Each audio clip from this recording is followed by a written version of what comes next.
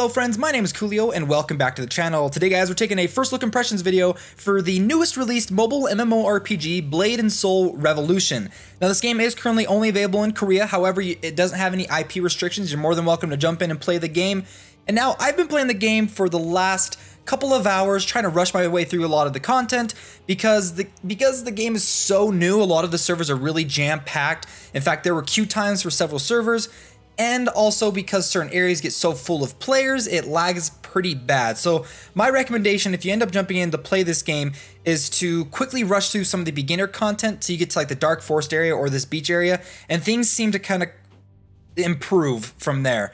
Now, if I have to summarize this game, I'd have to say this is a Blade & Soul light, because it's the full Blade & Soul game experience. However, things are kind of toned down in here and there. So certain areas are a little bit smaller than the game. The story's been cut a little bit, but essentially it's the exact same game as the PC version, just things have been tightened or things have been turned into more of a light version. You'll kind of see as we're playing through the game, but I've been having a lot of fun with it. However, there was one thing that did disappoint me. Blade & Soul is known as a action combat game with a lot of combos, parrying, dodging, all that stuff. This game has auto combat and auto questing, which has it kind of made me disappointed at it. I was like, oh man, I really wanted to play a game, a mobile MMO game that had really great combat, where you had to pay attention to dodging, attacking, parrying, and all that stuff. But this game essentially just has auto combat. However, there are instances where you'll go up against bosses and dungeons and stuff where you have to pay attention to when you activate your parrying, your dodge rolls, and your dash function. Now, I'm going to jump in. Currently, I'm just doing a couple of auto quests. Now, the main storyline is the golden one up at the top right. You basically have two quest lines the entire time that you're playing the game. You've got a main golden storyline that you can just follow through, going from quest to quest, and usually a lot of these storylines have a series of quests that you have to complete, and once you've completed those series of quests, then you get the rewards at the end of it. And then the blue one are side quests areas. So what I recommend is once you get into a new area, just to focus solely on completing the side quests first. Once you've completed those, then they start working on the main quest, and then you'll get to a point where the side quests will open up, and then you can continue to follow that. Now, I've got auto combat on, and I'm going to show you the game doesn't activate parrying or the dodge or dash functions. You have to do those manually. So when you're going against bosses and stuff, you do have to pay attention to when you want to parry or dodge out of their attacks. So I'm glad that that's there, but everything else is auto combat. So you can see I can activate parry and block his attack and then counter it back if I needed to. I can dodge backwards. I can dash forward if I want to. It's got that in there. So the combat can be fairly intuitive, but it's mainly going to be when you go into dungeons and raids and stuff like that. In this early gameplay, a lot of it is just going to be auto combat. You can turn it off on the bottom left by the chat if you really want to, but to be honest, you're probably just gonna it's gonna automatically turn on anytime you hit a quest or you have a quest you have to kill enemies.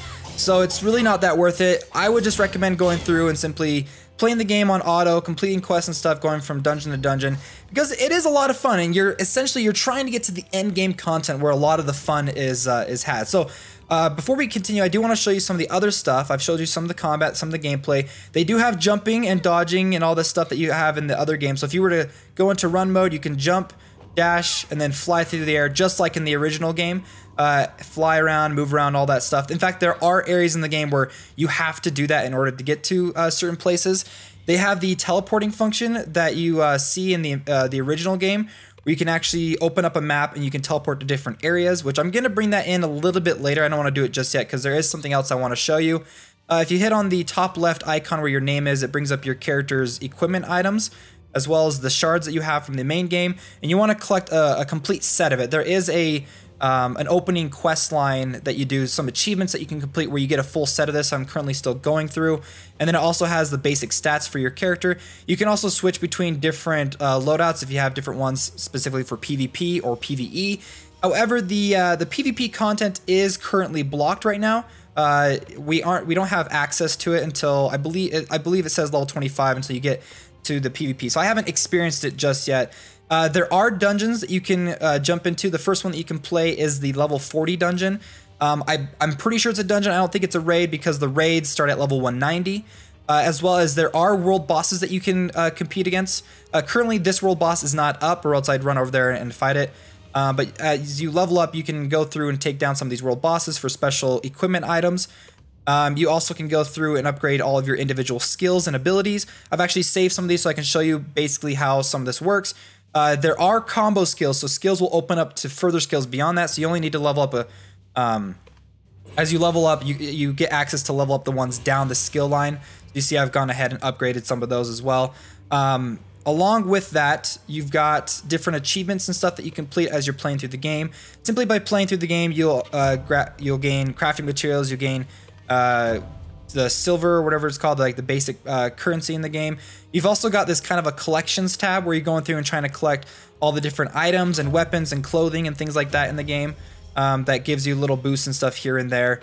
Then like you've got the character menu, all that stuff. Everything like, and you guys, if you've ever followed my channel, I always talk about how I like games that have pretty usable user interfaces. This one, at first it bugged me, but once you actually just start playing the game, it's pretty good. Like it's not, it does crowd up the screen a little bit too much, but I'm okay with that. However, there is one downside to the game that I don't really particularly like. The inventory screen for it, things fill up really fast with a lot of weird junk and stuff like that. I'm sure a lot of these things are used for crafting and materials and things, but you'll see that the bag fills up and it just feels like there's a little bit too much going on right now. There are special events, like I said, going on too. You can go through kind of like this achievement quest line to get special materials. I'm currently working on that one in the center. As you play through, it's got quite a bit that you can, quite a bit of rewards that you can collect simply just by playing through the game. You've got special login bonuses and stuff like that. Like I said, you can get a full set right here just by completing all these different quests. A lot of different news announcements, daily login rewards, all this kind of stuff that you can get for the game. Currently going through right now. One of the other things that too I want to show you real quick is I'm going to show you that teleporting function. I'm going to take you back to kind of a main city, and I apologize if things get a little laggy because being in town, things can get pretty bad when there's a whole lot of people running around and the graphics. And I will say, like in the description of the video too, and on the thumbnail, I talk about how this is kind of like the next gen of mobile MMORPGs, and I stick by that. Honestly, like the game is pretty impressive for what it's able to do on the mobile platform. Though there are some struggles, I mainly have to say that has to deal with the fact that so many people are currently crowding the servers. But I'm really impressed by what it has, and I'm excited to see some of the higher level content. Now, some of the other things I want to show you too, if I can get in here and actually talk to this person, is there is crafting for cosmetic items too. Now, with the cosmetic items in the game, most of your equipment comes from your blades and some of the armor and stuff, but that doesn't change your appearance. And your shard equipment too doesn't overall change your appearance. If you want to change the look of your character, you want to craft these items. Now you get the crafting materials by playing through dungeons and boss raids and things like that. So the higher up, the better looking some of these things are. The more advanced dungeons and content you'll have to play through in order to get it. But I like that because once you get into certain areas, players can see that you're wearing like really awesome equipment and stuff, and they'll probably ask, "Oh, where'd you get that?" And you can kind of flaunt that you've kind of gone through and overcome certain achievements and things like that. As well, on top of that, over here, you'll see like all these icons popping up, and it's because people are currently crafting. Now, this first tab, what you can do is you can actually pop an item in, and then you use these blue stones to upgrade the item up to about a maximum of around 5 before it starts to get to the point where you can end up, I believe, breaking the item. Now, I haven't done it just yet, but I've gone through and tried to craft it, and then this part pops up, and then it'll either tell you if you're successful or if you failed. So let's see if we succeeded. So we did succeed, and do you see that little red dot below the +5, +6? Now, when you fail, that red dot breaks, and I believe you get one opportunity to upgrade the item, and then if you end up failing it twice, the item gets broken. Now, I'm not 100% sure on that. I'm a little afraid to do that because I don't want to waste some of my materials and stuff like that. As well as you can use other materials to enhance the overall stats of an item. Now, if you look on the bottom left, there are 3 main stats, and they're categorized from, I believe, C to an SSS. So you're trying to get the best stat that you possibly can for that item. So you can go through and you can hit randomize a couple of times. I'm going to try to see if I can't get at least an SS or an SSS enhancement, so I got an SS there, so I'll probably leave that alone. My main blade on my character actually does have an SSS, I believe, on its attack range, or on its attack stat. So I like the fact that there is that randomization behind it, which I think is really cool. Also, when you're trying to upgrade the shards that you have, you can use duplicate shards to level up the shards that you currently have. However, it does take a good amount of shards in order to do that. I don't have enough to show you right now. And then you've got a dismantling screen. So if you have items that you don't want to use, you can actually pop them in here, and you can use those items to get crafting materials, breaking them down and clearing out your inventory, which I highly recommend doing because it can be a pain in the butt with your inventory filling up so quickly. So guys, that is it for the first look impressions video for Blade and Soul. I'm going to be doing more videos coming in the future, probably of dungeon runs and possibly PvP and stuff, but I just wanted to show you the basic gameplay of it, the graphics, the overall impressions of its user interface, and some of the mechanics that it teaches you early on.